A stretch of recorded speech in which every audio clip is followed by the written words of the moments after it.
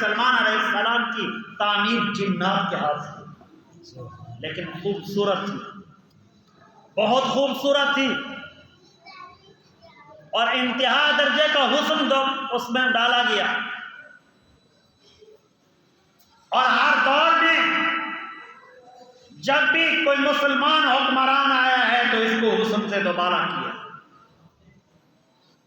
وہ دور بھی تھا جب صلاح الدین ایوبی نے پتھر لگایا، جب اپنی قمیض کے ساتھ مسجد اقصی کی در و دیوار کو صاف کروایا، جب مسجد اقصی کے فرش پہ اپنی قمیض کو دھو صاف کروایا۔ حضرت سلمان علیہ السلام کی یہ تعمیر، اور یہاں سے اللہ نے کیا فرمایا؟ اقصی، دور والی مسجد، اس لیے کہ مکہ المکرمہ سے فلسطین کا اس وقت میں جو سفر تھا یہ تھا 40 دن کا۔ جو پرانے زمانے میں قافلے چلتے تھے، ان قافلوں کے چلنے کے حساب سے 40 دن میں بیت المقدس پہنچ جاتا تھا، اس لیے دور والا سفر کہا گیا ہے، الی المسجد الاقصی، دور والی مسجد۔ حضور وہاں تشریف لے گئے، اور یہاں سے وہاں تک پہنچنا اور یہ نظام بتانا تھا کہ سارے نبی یہاں آئے، اور وہیں سارے نبی جمع ہوئے، وہیں حضرت جبرائیل بھی ساتھ ہیں۔ حضرت جبرائیل امین نے عرض کیا کہ حضور اللہ کی طرف سے حکم ہے، یہ سارے نبی آپ کی امتی بننا چاہتے ہیں، آپ امام ہوں، ان کو مقتدی بنا دو، یہ مقتدی بننے کے لیے کھڑے ہیں، ان کی تمنا ہے، انہوں نے دعائیں کی ہیں، اللہ نے ان کی دعاؤں کو قبول کیا ہے۔ اور یہ فلسطین اصل میں ملک شام کا حصہ ہے، یہ ٹکڑے ہو گئے ہیں۔ اردن یہ بھی ملک شام کا ہے، سوریہ جو ان کا شہر ہے یہ بھی سارے کا سارا ملک شام ہے، یہ ٹکڑے ہو گئے، جارڈن وغیرہ یہ سارے ٹکڑے ہو گئے ہیں۔ اصل میں ملک شام یہی ہے، اور ملک شام میں جنگ لگنی ہے اور قیامت کے علامات میں سے ہوگی۔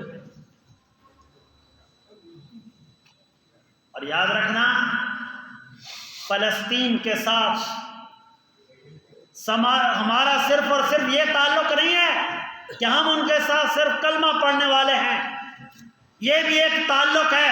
حضور نے ارشاد فرمایا کہ مسلمان کا جسد واحد، ایک جسم کی طرح ہوتا ہے۔ ہمارا ان کے ساتھ ایک کلمے والا تعلق ہے، اور دوسرے نمبر پہ ہمارا بیت المقدس وہی ہے، مسلمانوں کا قبلہ اول وہی ہے، اور بیت المقدس پہ ہماری جان بھی قربان ہے۔ اور بیت المقدس یہ وہ جگہ ہے جہاں اس کے قریب ایک شہر ہے، اس کا نام ہے الخلیل، وہاں پر سیدنا حضرت ابراہیم خلیل اللہ علیہ السلام کا مزار اقدس ہے، اور اس کے قریب کم و بیش 10,000 انبیاء علیہ السلام سوئے ہوئے ہیں، اور ایک دن سارے نبی یہاں تشریف لائے تھے۔ اور ہمارا اس کے ساتھ تعلق، حضور نے ارشاد فرمایا جو میری مسجد میں نماز پڑھے گا اللہ اس کو بھی 50,000 نماز پڑھنے کا ثواب عطا فرمائے گا۔ فرمایا جو بیت المقدس میں نماز ادا کرے گا اس کو بھی 50,000 نماز کا ثواب ملے گا۔ آج اگر آگ ہے وہیں، یہ نہ سوچیں کہ ان پر ہے، یہ ہمیں بتا رہی ہے کہ مسلمانوں تمہاری باری آنے والی ہے۔ جہاں ایسی جگہ محفوظ نہیں رہیں گی، یاد رکھنا ہم بھی محفوظ نہیں رہیں گے۔ ہم محفوظ ہیں؟ دن دہاڑے لوگ بیچارے لوٹے جا رہے ہیں، دن دہاڑے، اور اپنا مال ہے، دن دہاڑے لوٹے جا رہے ہیں. اگر بولتے ہیں تو کہتے ہیں ایک ہی پیر لگے گا, دوسرے کی ضرورت نہیں پڑے گی. ہم محفوظ ہیں. ہمارے وزیر اعظم سے لے کر اور آج تک پیدا ہونے والا بچہ غیر محفوظ ہے. ہمارا کوئی محفوظ نہیں ہے. ایسی بات ہے, کوئی ہمارا محفوظ نہیں. کون محفوظ ہے؟ 32 چک کے لوگ دوپہر کو بیچارے لوٹے جاتے ہیں, پوچھنے والا بھی کوئی نہیں, بتاتا ہی کوئی نہیں. اور بلکہ لوگ تھانے پہ نہیں جاتے اس لیے کہ ایک وہ لوٹ گیا, ایک آگے ظالم وہ لوٹتے ہیں. ایک ادھر سے لوٹا ہوا ایک ادھر جا کے پھر لوٹا جاتا ہے بندہ, آگے وہ بیٹھے ہیں وہ لوٹتے ہیں.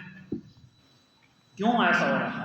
یہ ہمارے اعمال کی وجہ سے کہ آج اللہ کے دربار کے پاس آگ برس رہی ہے, مسلمانوں پر آگ برس رہی ہے, اور ہمارے حکمران عیاشیوں میں, ہمارے حکمران عیاشیوں میں ہیں اور ہم مر رہے ہیں. ہمیں معلوم نہیں کہ ہم کیا کریں. ہم میں سے کوئی محفوظ نہیں ہے. لوگ کہتے ہیں نہیں محفوظ ہے. کیا محفوظ ہے؟ لڑائی جھگڑے فتنے فساد, تھوڑی دیر کے بعد پورے ملک سے رپورٹ. ہر روز اخبار اٹھا کے دیکھو کتنے لوگ بیچارے قتل ہو گئے, ان کا پتہ ہی نہیں ہے. ہمارے ملک کی تاریخ یہ ہے, لیاقت علی خان کو گولی لگی, پتہ نہیں ہے کون مار گیا. بے نظیر کو گولی لگی, پتہ نہیں کون مار گیا, پتہ ہی نہیں آج تک. محمد علی جناح صاحب کی وین خراب ہوئی, ایمبولینس خراب ہوئی, پتہ نہیں کیوں خراب ہوئی. ہمارا ملک کا تو یہ حال ہے. اس ملک کو لینے میں مہاجرین کے آباء و اجداد کا خون ہے. مجھے ایک پروفیسر صاحب بتانے لگے کہ میرا والد صاحب بتاتے کہ میں اپنی والدہ کی چھاتی کے ساتھ دودھ پی رہا تھا. اس وقت میں میری والدہ کو گولی لگی اور میری والدہ وہیں فوت ہو گئی, اور میرا والد صاحب میری والدہ کو اس حالت میں دودھ پی رہا تھا. ایک قافلہ آیا تو انہوں نے میرے والد صاحب کو مارا. یہ عالم تو یوں گزرا ہے. مجھے ایک بزرگ بتانے لگے, کہتے کیا پوچھتے ہو, لوگوں کے لاشوں کے انبار لگے ہوئے تھے, اس لیے لگے تھے, اس لیے لگے تھے ہم غیر محفوظ ہو جائیں. ہم کیا ملا ہے, کیوں نہیں ایسا ہو رہا؟ ہماری بنیادیں غلط ہیں. ہم ان لوگوں کے ہاتھوں میں بک رہے ہیں جن لوگوں کو خود کو دین کا پتہ نہیں, جن لوگوں کو خود کو پتہ نہیں ہے. اور ہم کہتے ہیں کہ یہ لوگ ہمارے بڑے, کیا بڑے, اور ہمارا ذہن بن گیا ہے. میں ایک مثال دیا کرتا ہوں. ایک طرف مسجد کا مولوی الیکشن کے لیے کھڑا ہو جائے, دوسری طرف محلے کا کوئی اور خاک روٹ کھڑا ہو جائے, لوگ اس کو دے دیں گے, مولوی کو ووٹ نہیں دیں گے. یقین ہے نہیں دیں گے. کیوں؟ مولوی سیدھی بات کرے گا, یہ کہے گا نماز پہ آؤ. مولوی کہے گا نماز پہ آؤ. مولوی اور کوئی بات نہیں کرے گا, کہے گا نماز پہ آؤ. لوگ نماز کے وقت میں پریشان ہو جاتے ہیں, مولوی صاحب آ رہا ہے, ادھر سائڈ پہ ہو جاؤ, مولوی صاحب کی نماز کرنا کہتے ہیں. نماز تیرے اوپر فرض ہوئی ہے, خدا کا بندہ, جب تیری کان میں اذان دے دی تھی تجھے بتا دیا تھا کہ تم مسلمانوں کے گھر میں جانا. اور ہم امت مسلمہ کہاں تک گئے, کیا ہو گیا ہے؟ یاد رکھنا, اسی سرزمین پہ جہاں آگ برس رہی ہے وہاں دجال بھی آنا. وہاں ایک جگہ ہے مقام لد, مقام لد پہ دجال نے آنا ہے, اور حضرت عیسیٰ علیہ السلام نے اس کو قتل بھی مقام لد پہ کرنا ہے. اور اگلی بات میں سن لو, فتح آخر میں اسلام کی ہے. حکمرانی ایک وقت آنا ہے, اسلام کی ہونی ہے. اسلام والے آگے جائیں گے, شان اسلام کو یہ اللہ دے گا. اور یہ شان نہیں ہے اسلام کی. اور روز اخبارات میں پڑھتے ہیں کہ آج فلانا محکمہ روڈ پہ ہے. کیوں بھائی روڈ پہ ہے؟ کہتے ہیں کہ ہماری تنخواہ تھوڑی ہے. کتنی ہے؟ 2 لاکھ روپے. میں مولویوں سے پوچھتا ہوں تمہاری تنخواہ کتنی ہے؟ تو پھر پتہ چلتا ہے کہ کیا بات ہے. کہتے ہیں کہ ایک دن ایک جملہ لکھا ہے مولا نصیر کے واقعے سے. کہتے ہیں کہ ایک دن محلے کا بکرا رو رہا تھا. کسی نے پوچھا بکریا کیوں رو رہا ہے؟ آج تو تیری چھری کی باری تو نہیں ہے؟ کہتا ہے نہیں، آج مولوی مجھے اپنی تنخواہ بتا دیا ہے. کیا؟ آج مولوی مجھے اپنی تنخواہ بتا کے گیا کہ مجھے اتنی دیتے ہیں، میں اس بات پہ رو رہا ہوں. یہ کیا مطلب ہے کہ دنیا میں کبھی مولویوں نے احتجاج نہیں کیا کہ ہم لوگوں کے جنازہ نہیں پڑھاتے، چھوڑو. نہیں، اس امت کے ساتھ علماء نے وفاداری کی ہے. یہاں لوگوں کو کلمہ سکھایا ہے، لوگوں کو قرآن کریم سکھایا ہے، اور لوگوں کو دین کا راستہ سمجھایا ہے. جتنا بھی گیا گزرا انسان ہو، جیسا کیسا بھی ہوتا ہے، جب وہ دنیا سے چلا جاتا ہے، مولوی صاحب پھر بھی اللہ کے سامنے گڑ گڑا کے رو کے دعا کرتا ہے، یا اللہ کمزور تھا، جیسا کیسا تھا، کلمہ پڑھتا تھا، میں گواہ ہوں، میرے پیچھے کبھی کبھی نماز پڑھی. حضور نے ارشاد فرمایا میری امت کے علماء آئیں گے. اللہ فرمائے گا امت کے علماء تشریف لائیں. جب لائیں گے اللہ فرمائے گا جو تمہیں اجازت ہے، جس کی سفارش تم کرتے جاؤ گے میں ان ساروں کو جنت میں بھیجتا جاؤں گا. سبحان اللہ، سبحان اللہ. حضور نے ارشاد فرمایا کتنے ہوں گے؟ فرمایا سنو، جتنا بنی اسرائیل کا ایک ایک نبی اپنے ساتھ لے کر جائے گا، میرا امتی ایک ایک عالم اتنی امت اتنے اپنے مقتدیوں کو جنت میں لے کر جائے گا. سبحان اللہ، سبحان اللہ. علماء کے ساتھ وابستہ ہو جاؤ، علماء کی قدر کرو، علماء کے ساتھ تعلق قائم کرو، علماء کے ساتھ معاملات کرو، علماء کے ساتھ وفاداریاں نبھاؤ. دنیا داروں نے کچھ نہیں دیا، پہلے انہوں نے اپنا پیٹ دیکھا ہے، بعد میں انہوں نے کچھ اور دیکھا.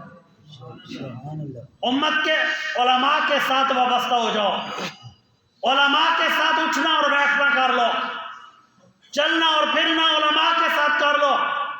جن لوگوں نے علماء کے قدموں میں بیٹھے ہیں اللہ نے ان کو یہ شان دی کہ ان کی اولادیں دین کی دائی بن گئی. سبحان اللہ. میرے والد صاحب رحمۃ اللہ علیہ ایک جملہ فرماتے کہ اللہ نے میرے بیٹوں کو اگر عالم بنایا تو اس لیے کہ میں نے علماء کے جوتے اٹھائے. سبحان اللہ. کبھی نہیں فرمایا تھا کہ میں نے محنت کی ہے. میرے والد صاحب رحمۃ اللہ علیہ کبھی نہیں فرماتے کہ ہم نے محنت کی ہے. کیا فرماتے کہ میرے بیٹے اگر عالم بنے ہیں، مفتی بنے ہیں، اس لیے کہ میں نے علماء کے جوتے اٹھائے. سبحان اللہ. علماء کے جوتے اٹھانے کا صدقہ. میرے والد صاحب رحمۃ اللہ علیہ جب جنازہ اٹھا تو اس وقت میں ہم گھر کے ان کی اولاد میں تک کم و بیش 60 سے 70 لوگ عالم اور حافظ ہیں. یہ کیا ہے؟ علماء کے جوتے اٹھانے کی وجہ سے ملا ہے، اور اس بات کو ہم فخر سے کہتے ہیں اللہ نے شان دی. اور علماء کے ساتھ وابستہ ہو جاؤ اور بیت المقدس سے اپنی محبت کو وابستہ کرو، اس لیے کہ یہ وہ جگہ ہے، یہ وہ دربار ہے جہاں آدم علیہ السلام سے لے کر حضرت آمنہ کے لال تک سارے نبی تشریف لائے. سبحان اللہ، سبحان اللہ. اور حضرت عیسیٰ علیہ السلام بھی وہیں دوبارہ بھی آئیں گے. اور بیت المقدس میں حضرت عیسیٰ علیہ السلام دوبارہ نماز بھی پڑھائیں گے، حرم کعبہ میں بھی پڑھائیں گے، حرم مدینہ میں بھی پڑھائیں گے. فرمایا کہ 40 سال تک حضرت عیسیٰ علیہ السلام دنیا میں رہیں گے، اور 40 سال تک بڑا عجیب دور ہوگا، اور اس فلسطین کے اندر رحمت کے ایسے انبار لگیں گے، وہیں سے اٹھیں گے. حضور نے ارشاد فرمایا ایک بکری اتنا دودھ دے گی اس زمانے میں کہ پورا گھرانہ پی کے سیراب ہو جائے گا، لیکن بکری کا دودھ ختم نہیں ہوگا. اس فلسطین سے جو آنے والی ہے، فرمایا اس دور میں ایک گائے اتنا دودھ دے گی کہ پورے کا پورا محلہ پی کے تھک جائے گا اور گائے کا دودھ ختم نہیں ہوگا. اور فرمایا کہ اس وقت میں اونٹنی اتنا دودھ دے گی کہ ایک بڑے محلے میں تقسیم کیا جائے گا، اور اس وقت میں اونٹنی کا دودھ نہیں ختم ہوگا. حضور نے ارشاد فرمایا ہے یہاں سے حضرت عیسیٰ علیہ السلام جب آ کر مقام لطف پہ اس کو قتل کریں گے، اسلامی سلطنت آئے گی، اس وقت میں کھیتیاں اتنا ہوں گی کہ لوگ پھریں گے، لمبے لمبے سفر کریں گے، کہیں گے کوئی زکوٰۃ والا ہے زکوٰۃ لے لے، بندے کہیں گے بھئی ہم پچھلے سال سے بیٹھے ہیں، ہماری بھی زکوٰۃ پڑی ہے، کوئی لینے والا ہے تو ہماری بھی لے جائے۔ اس زمانے میں عشر لینے والے نہیں ملیں گے، دینے والے پھریں گے، دینے والے پھریں گے اور لینے والے اس زمانے میں کوئی نہیں ملیں گے، اور دینے والے اس وقت میں پھریں گے۔ یہ کس کا مقام ہوگا؟ اس وقت میں حضرت عیسیٰ علیہ السلام دوبارہ تشریف لائیں گے اور امتی ہونے کا حق ادا کریں گے، سبحان اللہ، اور امت کو بتائیں گے اور اسی فلسطین سے ہونا ہے۔ تو پھر ہماری محبت نہیں ہونی چاہیے فلسطین سے؟ ہماری فلسطین سے محبت ہونی چاہیے نا، کہ حضرت عیسیٰ علیہ السلام نے وہیں آنا ہے اور دجال نے بھی وہیں قتل ہونا ہے، اور دجال بھی وہیں قتل ہوگا، اور دجال کے سارے وہیں قتل ہوں گے، اور عیسائیت کی صلیب کی وہیں سے توڑا جائے گا۔ آج سارے عیسائی وہاں اکٹھے ہو گئے ہیں، ہم سوچا کرتے تھے یہ کیسے ہوگا، اللہ عیسائیوں کو وہی بھیج دیا، یہودی بھی وہی، اور صلیب بھی وہیں توڑی جائے گی، اور یہودیت کا کلا کما بھی وہیں ہوگا۔ فرمایا یہودی پھر پتھروں کے پیچھے چھپیں گے، پھر پتھر آواز دے گا حضرت عیسیٰ علیہ السلام کو کہ اللہ کے نبی یہاں یہودی چھپا ہوا ہے، اور اس کو پکڑو، اس کی گردن اتارو۔ اس وقت میں پتھر بھی ان کا ساتھ نہیں دیں گے۔ جب اتنا ہے تو پھر ہمیں بیت المقدس سے محبت، ہمارا ایمان ہونا چاہیے، ہمارا اس کے ساتھ تعلق ہونا چاہیے۔ اللہ تعالیٰ سے دعا ہے اللہ تعالیٰ تمام احباب کا خوشی